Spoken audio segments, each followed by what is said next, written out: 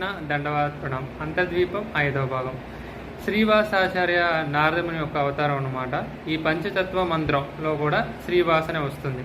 అలానే ఈ శ్రీవాసంగం అనేది చాలా ముఖ్యమైన స్థానం అనమాట చైతన్య మహాప్రభుకి. ఆయన బాల్యలీలలో ఆయన యోగపీఠలో చేస్తారు. ఆయన సంకీర్తన గావించినప్పుడు ఎక్కువగా కేంద్రంగా ఈ శ్రీవాసంగంలోనే చైతన్య మహాప్రభు పడిపోయేవాళ్ళు. సంవత్సరానికి ఒకసారి ఈ శ్రీవాసంగంలో అన్ని తలుపులన్నీ మూసేసి గట్టిగా కీర్తన చేసేవాళ్ళు అనమాట. ఈ శ్రీవాసంగం యోగపేట నుంచి 250 మీటర్లో ఉంటుంది. ఇక్కడ 3 ఆల్టర్స్ ఉంటాయి. ఫస్ట్ ఆల్టర్లో రాధాకృష్ణ చైతన్య మహాప్రభు, మధ్య ఆల్టర్లో ఈ పంచతత్వ చైతన్య మహాప్రభు కూర్చొని సేవలు చేస్తూ ఉంటారు. చివరి ఆల్టర్లో ఈ పంచతత్వాలు అందరూ కలిసి కీర్తనకి వెళ్ళినట్టు మీకు ఆల్టర్లో చూడవచ్చు. ఇక్కడ చిన్న నరసింహస్వామి విగ్రహం కూడా ఉంటుందన్నమాట. ఇక్కడ భక్తుల కోరిక మేరకు ఇక్కడ చతుర్భుజ రూపాన్ని చైతన్య మహాప్రభు చూపిస్తారు. అలానే చూపించినప్పుడు 21 గంటల్లో కంటిన్యూస్గా వాళ్ళు వర్షిప్ చేస్తూ ఉంటారు. హరే కృష్ణ.